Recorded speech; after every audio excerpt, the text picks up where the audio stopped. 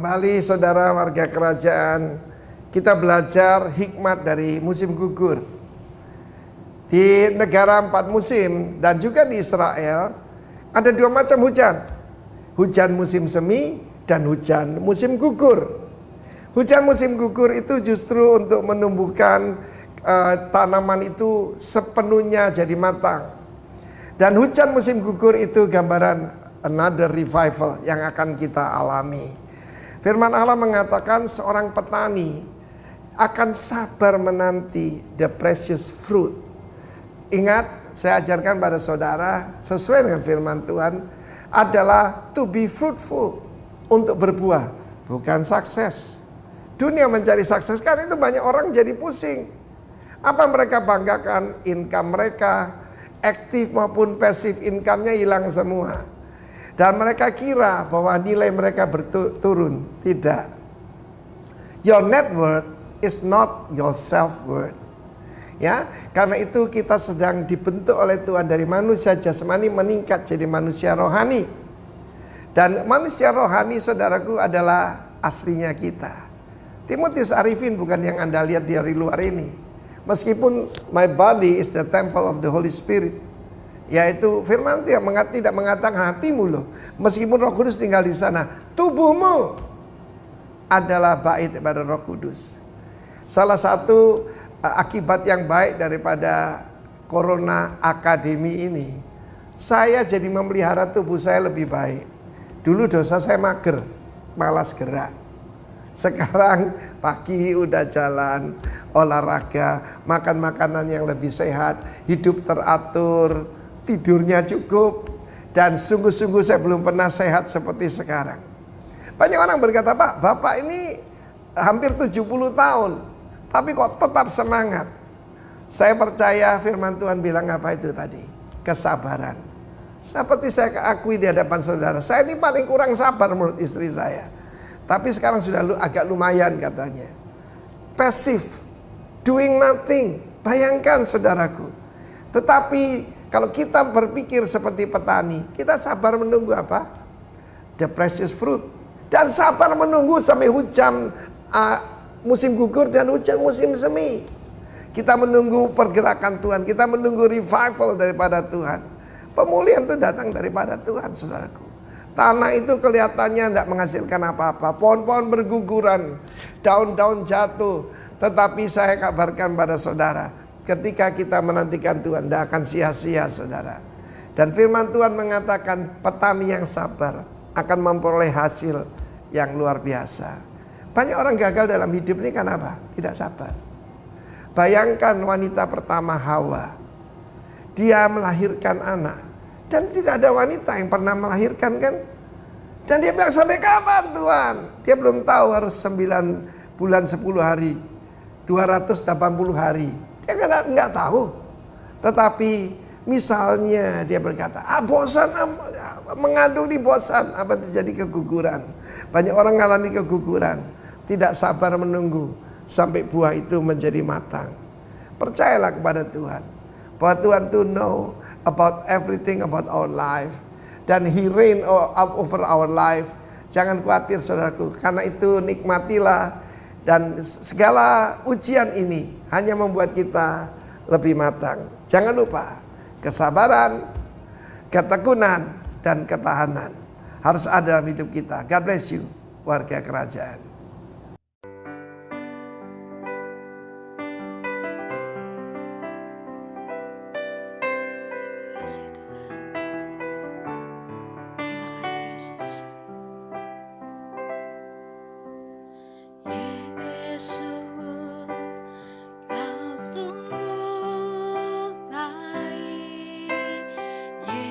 Yesus, namamu indah.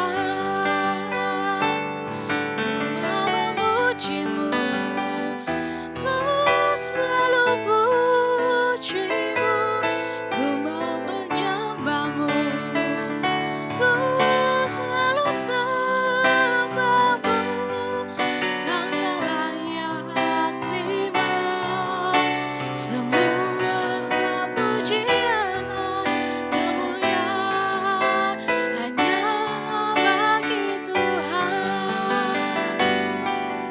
Kau yang layak terima semua pujian, kemuliaan hanya bagi Tuhan.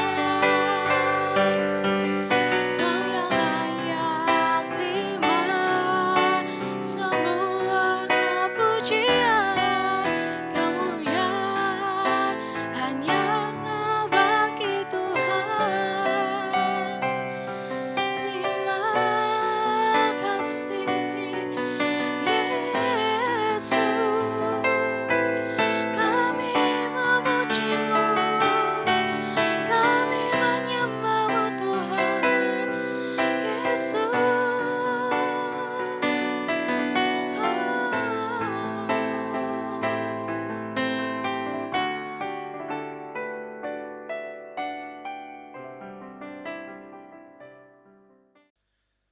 Shalom, puji nama Tuhan. Hari ini kita kembali dapat beribadah, kita kembali dapat bertemu, sekalipun lewat media sosial, kita bisa tetap belajar kebenaran firman Tuhan, kita mendengar firman Tuhan.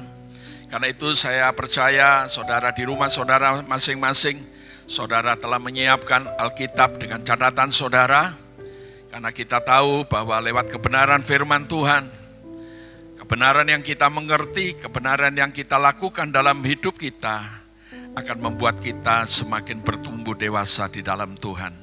Mari terlebih dahulu kita datang kepada Tuhan, dan kita berdoa, kita minta supaya Roh Kudus sendiri untuk mengajar kita, supaya kita boleh menerima berkat yang daripadanya. Mari kita datang kepada Tuhan. Kepadamu ya Bapa kami mengucap syukur. Hari ini kami boleh kembali untuk mendengar firman-Mu, untuk sama-sama boleh belajar akan kebenaran firman-Mu. Mari kami siapkan hati kami. Tolong Tuhan Roh Kudus, Engkau mengajar kami, supaya Kau dapati hati kami menjadi tanah hati yang subur, yang siap ditanami oleh kebenaran firman-Mu. Berikan kepada kami Tuhan roh pengertian, roh hikmat yang daripada-Mu, supaya pemberitaan ini tidak pernah sia-sia. Pemberitaan ini justru akan memperbarui hati dan pikiran kami, sehingga kami boleh tetap kuat di dalam Engkau. Sekalipun ada banyak kesulitan, tekanan, halangan apapun yang kami alami, kami tetap percaya kami akan keluar sebagai pemenang. Terima kasih Bapa, di dalam nama Tuhan Yesus. Saudaraku yang dikasihi Tuhan, tema kita tetap yaitu equipping, yaitu memperlengkapi. Saya percaya justru dalam kita memperlengkapi hidup kita, yang terbaik ketika kita memperlengkapi dengan kebenaran firman Tuhan. Khotbah saya hari ini saya beri judul penyintas atau survive. Penyintas adalah mungkin kata asing buat saudara, tapi kata ini mengandung pengertian bahwa orang yang mampu bertahan dalam keadaan yang buruk sekalipun, namun berhasil keluar dari keadaan tersebut. Jadi kalau kita mengatakan survive, kita mengatakan penyintas, artinya bahwa kita sekalipun kita tidak mampu lagi untuk mengubah keadaan kita, tapi kita mampu untuk mengubah diri kita. Bacaan yang akan saya sampaikan, firman Tuhan yang akan saya sampaikan kepada saudara, terambil dari Kejadian 32, ayat 22 sampai dengan 30. Demikian firman Tuhan. Perikopnya adalah pergumulan Yakub dengan Allah. Pada malam itu Yakub bangun dan membawa kedua istrinya dan kedua budak perempuan dan ke-11 anaknya menyeberangi tempat penyeberangan Sungai Yabok. Sesudah ia menyeberangkan mereka, ia menyeberangkan juga segala miliknya, maksudnya hartanya. Lalu tinggallah Yakub, dia kembali ke tempat perkemahan, maksudnya tinggallah Yakub seorang diri, dan seorang laki-laki bergulat dengan dia sampai fajar menyingsing. Ketika orang itu melihat bahwa ia tidak dapat mengalahkannya, ia memukul sendi pangkal paha Yakub sehingga sendi pangkal paha itu terpelecok. Ketika ia bergumul dengan orang itu, lalu kata orang itu, biarkanlah aku pergi karena fajar telah menyingsing. Sahut Yakub, aku tidak akan membiarkan kau pergi jika engkau tidak memberkati aku. Bertanyalah orang itu kepadanya, siapakah namamu? Sahutnya, Yakub. Lalu kata orang itu, namamu tidak akan disebut lagi Yakub, tetapi Israel, sebab engkau telah bergumul melawan Allah dan manusia, dan engkau menang. Bertanyalah Yakub, katakanlah juga namamu. Tetapi sahutnya, mengapa engkau menanyakan namaku? Lalu diberkatinya Yakub di situ. Yakub menamai tempat itu Peniel, sebab katanya, aku telah melihat Allah berhadapan muka, tetapi nyawaku tertolong. Saudaraku yang dikasihi Tuhan, kita telah membaca satu kisah ini, yaitu kisah yang begitu dramatis yang dialami oleh seorang pribadi yang namanya Yakub. Latar belakang kisah ini saudara pasti sudah banyak mengerti dan membaca dari kisah kehidupan Yakub yang hampir seperempat dari kitab Kejadian mengisahkan kehidupan daripada Yakub.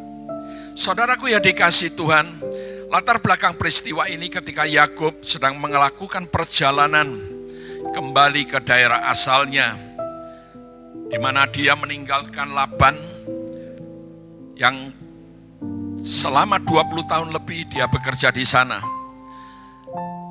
Nah, Laban ini adalah seorang yang juga memiliki kurang lebih seperti Yakub. Laban adalah seorang paman bagi Yakub dan sekaligus adalah mertua bagi Yakub. Yakub bekerja di sana selama 14 tahun untuk mendapatkan kedua putri Laban, yaitu Lea dan juga Rachel. Dan selama 6 tahun dia bekerja untuk mendapatkan upah ternak daripada Laban. Saudaraku, kenapa Yakub sampai dia harus tinggal di rumah Laban? Itu karena latar belakang daripada Yakub.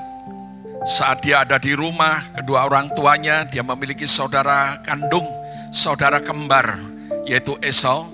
Dia telah merampas hak dan berkat kesulungan daripada Esau. Saat itulah Esau merasa ditipu dan Esau berniat dan berjanji satu hari Esau akan membunuh Yakub. Dari situlah awal Yakub harus lari meninggalkan keluarganya sendiri, dan atas persetujuan kedua orang tuanya dia meninggalkan daerah asalnya. Nah, dari kisah yang kita baca, Yakub sedang kembali ke daerah asalnya untuk bertemu dengan kedua orang tuanya, dan sudah barang tentu dia harus bertemu dengan Esau. Saudara, dan ketika dia dalam kisah ini diceritakan dia sudah mulai menyeberangkan semua keluarganya beserta harta miliknya, dia kembali sesudah dia menyeberangkan melewati sungai Yabok, dia kembali ke perkemahan dan dia sendiri di situ. Dan saat dia sendiri di situ tiba-tiba muncul seorang pribadi yang bergulat dan bergumul dengan dia. Dan karena orang itu tidak bisa mengalahkan Yakub, akhirnya sendi pangkal paha Yakub dipukul dan sendi pangkal Yakub itu terpelecok. Sarjana Alkitab percaya bahwa seorang pribadi yang tiba-tiba muncul dan bergulat dengan Yakub adalah pribadi Yesus dalam bentuk prainkarnasi. Karena itu Alkitab memberikan judul adalah pergumulan Yakub dengan Allah. Dan mungkin saudara bertanya, ada seseorang mungkin mempertanyakan kisah ini. Bagaimana mungkin seorang manusia dapat bergumul dan bergulat dengan Allah, apalagi dikatakan bahwa Allah itu tidak bisa mengalahkan Yakub. Nah, saudaraku yang dikasihi Tuhan, setiap saudara membaca Alkitab, saudara membaca sebuah perikop atau pernyataan atau kisah, Alkitab itu sendiri akan menerangkan, Alkitab itu sendiri akan menjelaskan. Karena kata bergulat dan bergumul tidak sebagaimana lazimnya orang memikirkan. Kalau kita berkata orang itu sedang bergulat, tentunya saudara akan melihat bergulat secara fisik. Namun Alkitab ini menjelaskan dalam Hosea 12 ayat 4 dan 5, Hosea menjelaskan, dalam kandungan ia Yakub menipu saudaranya, dan dalam kegagahannya ia bergumul dengan Allah. Ia bergumul dengan malaikat, yaitu Allah sendiri, dan menang. Ia menangis dan memohon belas kasihan kepadanya. Jadi melalui pembacaan kitab Hosea 12 ayat 4 dan 5, saudara mengerti ternyata pergulatan Yakub dengan pribadi seseorang yang disebutkan oleh Alkitab adalah sebuah gambaran, merupakan doa dengan meratap. Doa meratap, menangis, meminta belas kasihan Tuhan. Kenapa Yakub sampai melakukan itu? Karena Yakub takut untuk bertemu dengan kakaknya Esau yang sudah dia dengar waktu dia meninggalkan rumahnya. Bahwa satu hari kelak Esau akan membunuhnya. Dan betul juga ketika dia sebelum pada keadaan seperti ini, dia sudah mendengar berita bahwa Esau juga sedang berjalan menuju ke tempat Yakub. Esau sedang diiringi 400 orang yang siap bertemu dengan Yakub. Nah, Yakub tidak mengerti, saudara. Yang dia mengerti hanya pastilah Esau akan membunuh dia. Karena itu dalam ketakutanlah itu, dalam ketakutan yang sedemikian rupa, dia bergumul dengan Tuhan dan dia menangis, meratap dan dia minta belas kasihan. Namun ayat 26 ayat ini berkata begini. Lalu kata orang itu, biarkan aku pergi karena fajar telah menyingsing. Saud Yakub, aku tidak akan membiarkan kau pergi jika engkau tidak memberkati aku. Saudaraku yang dikasihi Tuhan, yang menjadi pertanyaan buat kita, kenapa Yakub sampai begitu rupa mempertahankan pribadi yang bergulat dengan dia? Karena Yakub tahu bahwa pribadi ini sangat berarti buat dia. Dan dia tidak mau melepaskan itu. Bukankah dalam hidup kita, ketika kita merasa sesuatu itu begitu berartinya buat kita, kita tidak mudah untuk melepaskan, bukan? Nah, Yakub merasa seperti itu. Bahwa ini pribadi yang sangat berarti buat aku. Keteguhan hati Yakub tidak pernah pudar.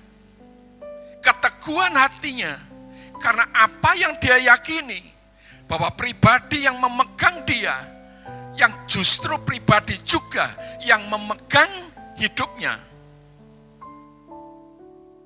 dia sanggup memberkati. Keteguhan hati seperti inilah yang harusnya ada pada saudara dan saya. Keteguhan seorang anak Tuhan harusnya memiliki keteguhan hati seperti Yakub, bahwa pribadi Allah di dalam Kristus Yesus Tuhan adalah pribadi yang sungguh sangat berarti. pribadi yang tidak ternilai dalam hidup kita. Pribadi yang sanggup mengubah hidup kita. Pribadi yang sanggup merubah hidup kita. Pribadi yang sanggup memberkati kita. Dan pribadi yang sanggup menyelamatkan kita. Harusnya kita seperti itu. Bukankah Alkitab memberikan peringatan kepada kita di dalam Ibrani 10 ayat 35? Sebab itu jangan kamu melepaskan kepercayaanmu kepada Kristus Yesus. Saya tambahkan kepada Kristus Yesus. Karena besar upah yang menantinya. Saudara, apa yang berharga dalam hidup kita?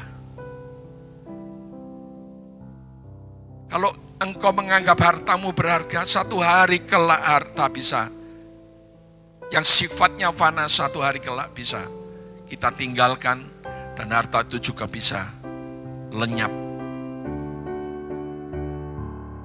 Sadari bahwa Kristus Yesus, pribadi ini yang sangat berarti buat kita.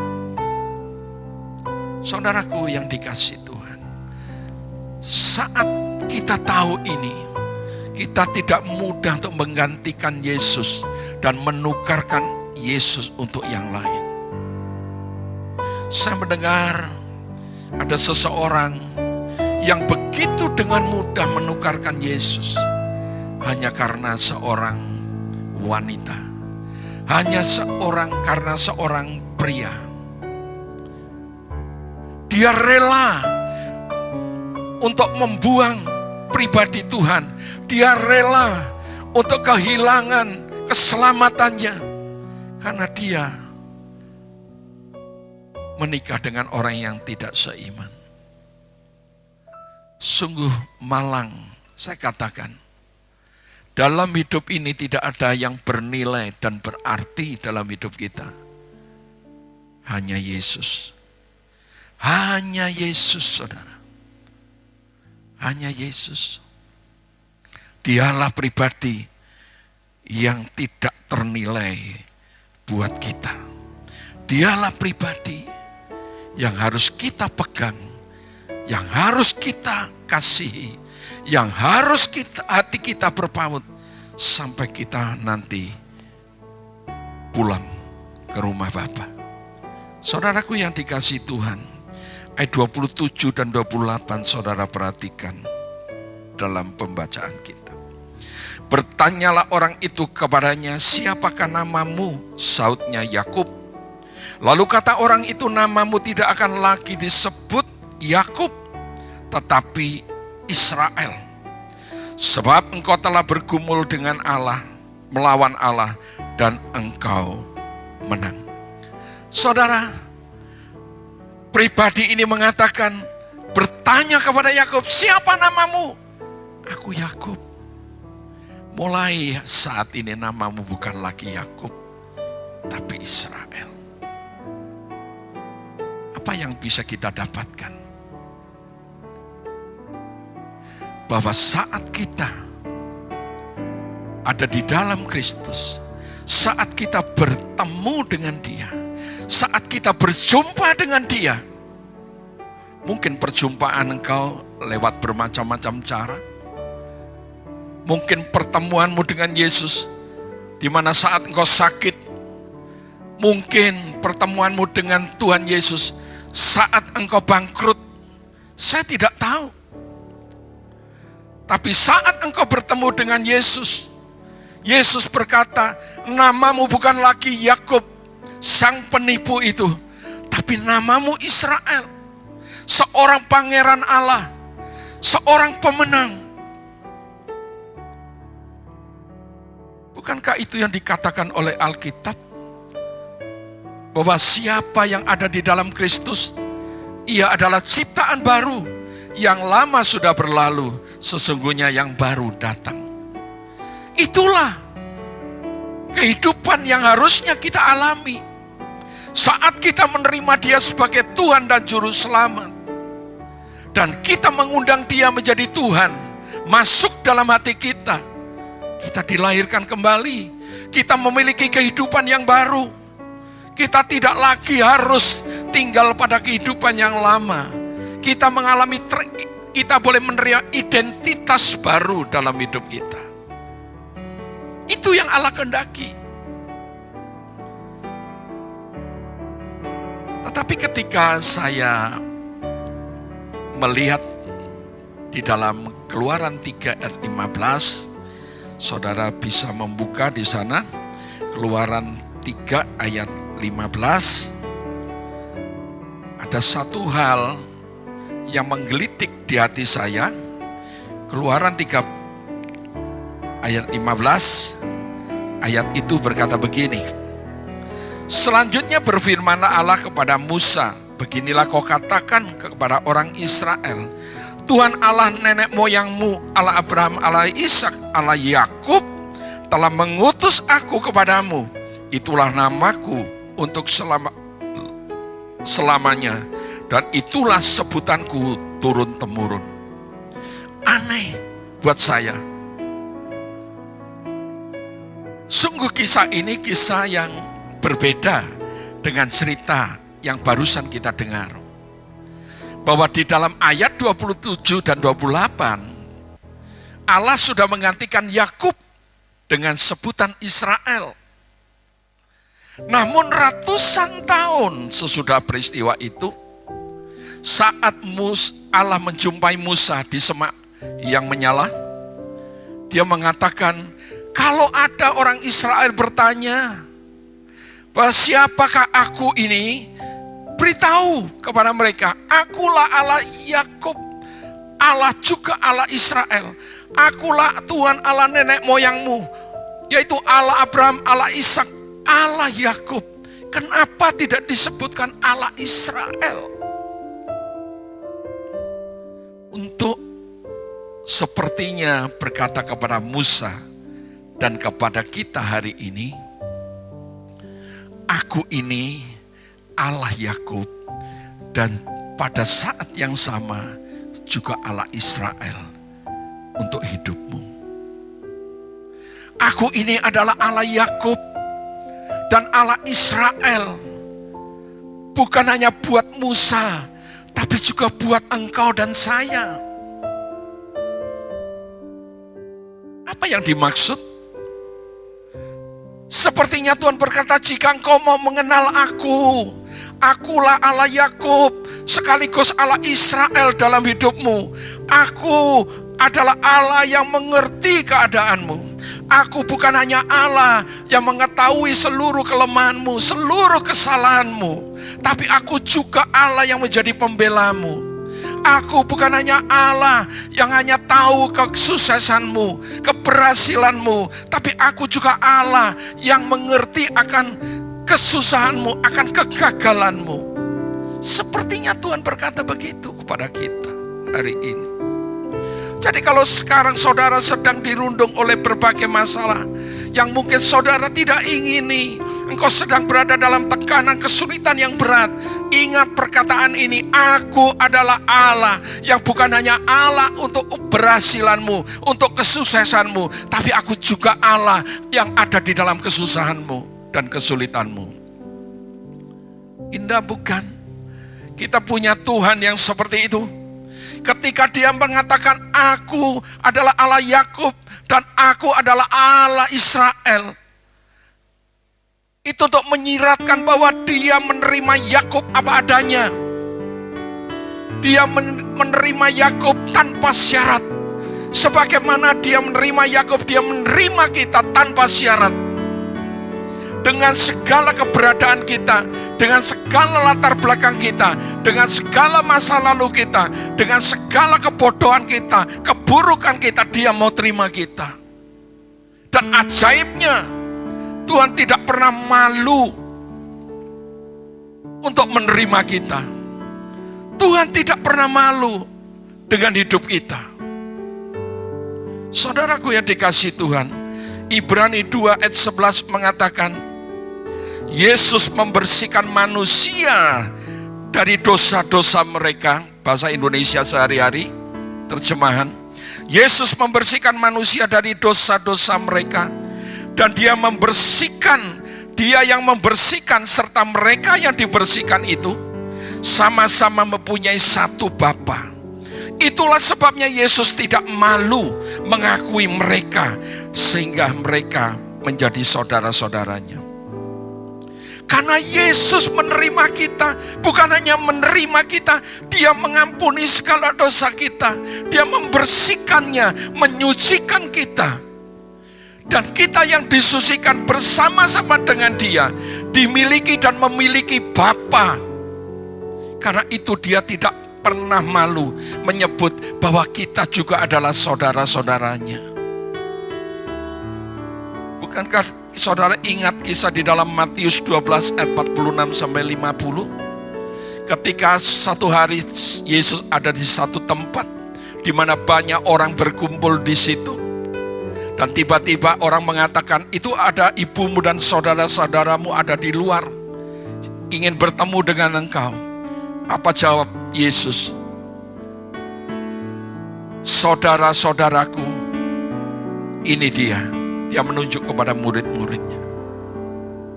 Ini saudara-saudaraku, barang siapa melakukan apa yang aku katakan, barang siapa yang menerima aku, barang siapa yang ada di dalam aku dan taat kepadaku dan mendengar suaraku, dialah saudaraku dan dialah ibuku.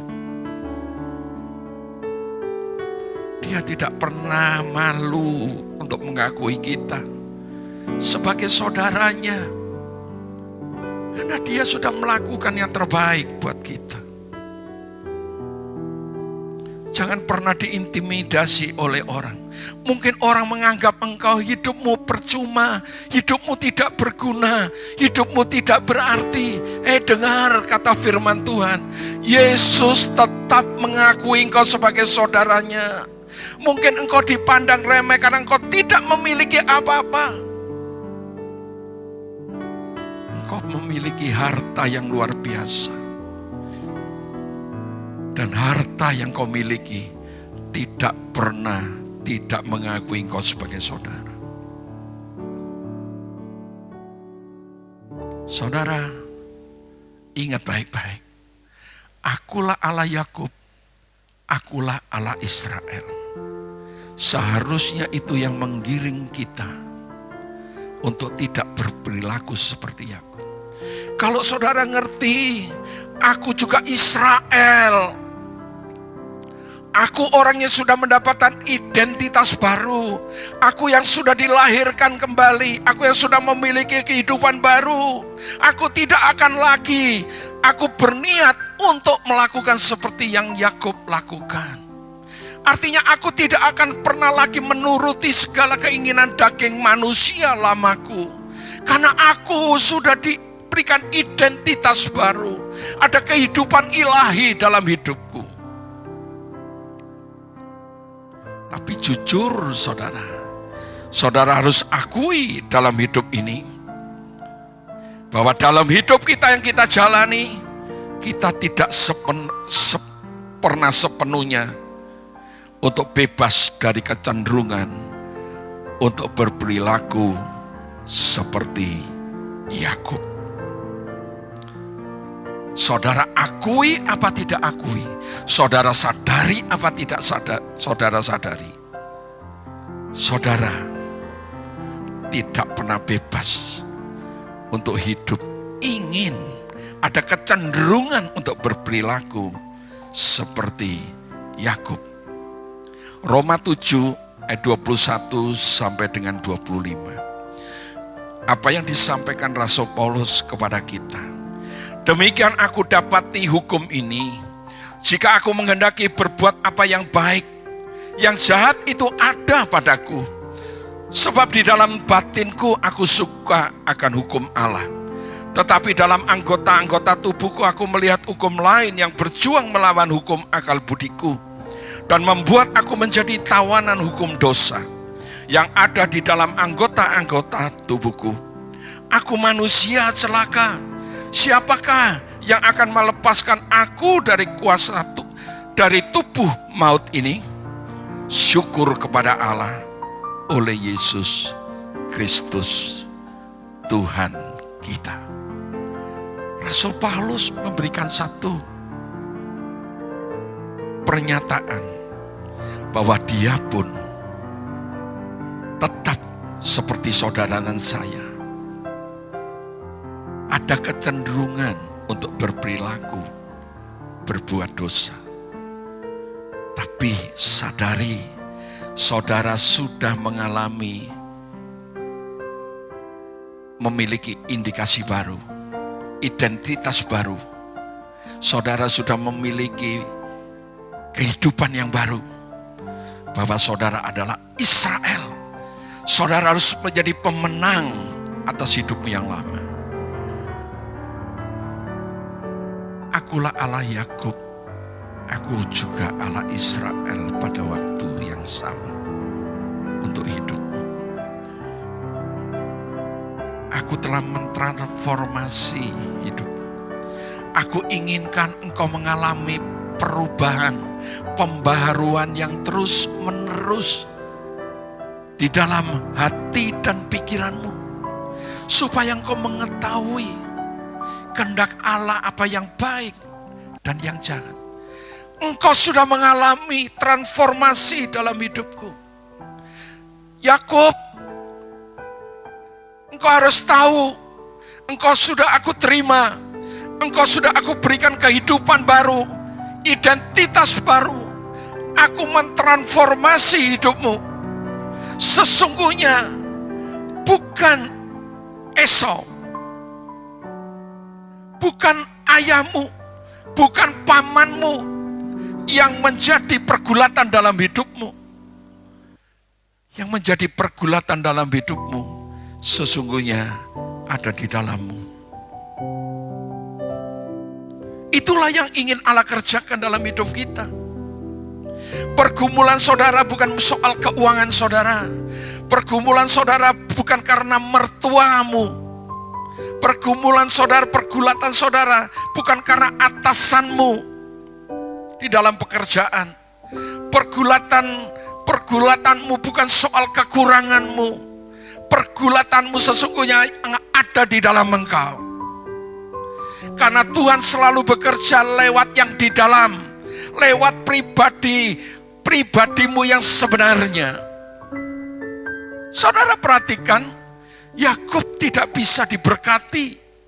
Kalaupun Anda mengatakan diberkati, tapi berkat itu selalu dirundung dengan ketakutan demi ketakutan, dan hidup selalu dalam pelarian demi pelarian. Tuhan tidak bisa memberkati yang bukan Anda sesungguhnya. Tuhan selalu bekerja lewat di dalam. Kalau dalamnya sudah beres, luarnya akan beres. Dalamnya sudah bersih, luarnya akan bersih. Kehidupan itu seperti itu yang dikehendaki Tuhan, yang dikerjakan oleh Tuhan. Saudara melihat akhir cerita ini, bukankah Yakub sudah menyusun strategi? Dia memberikan banyak hartanya sebagai hadiah untuk memperdamaikan dia dengan kakaknya. Tapi tidak satu pun dari hadiah itu sepertinya Esau memerlukan. Esau tidak butuh hadiah itu. Ketika Yakub sudah beres, sudah bisa menerima dirinya sendiri, dia sudah bisa berdamai dengan dirinya sendiri, hadiah itu tidak perlu. Hadiah itu tidak berarti di hadapan Esau. Saudara boleh membaca kisah Kejadian 33 ayat 4. Saat mereka saling mendekat antara Esau dengan Yakub, tentunya Yakub perasaannya juga sudah was-was, penuh dengan kecemasan dan ketakutan. Tapi Alkitab mengatakan dari jauh Esau berlari untuk menemui adiknya. Dan apa yang dikerjakan oleh Esau? Dia merangkulnya, dia menciuminya. Ketika seseorang bisa menerima dirinya sendiri, ketika seseorang bisa berdamai dengan dirinya sendiri, saudara melihat siapa yang mengubah hati Esau. Karena itu penting buat saudara dan saya. Ingat baik-baik, jangan hidup berpura-pura seperti Yakub. Yakub selalu hidup berpura-pura seakan dia itu Esau. Karena waktu dia datang kepada papanya di kamar, ketika papanya tanya, siapa engkau anakku? Akulah Esau. Tapi ketika dia berjumpa dengan pribadi Kristus Yesus, ketika ditanya siapa engkau?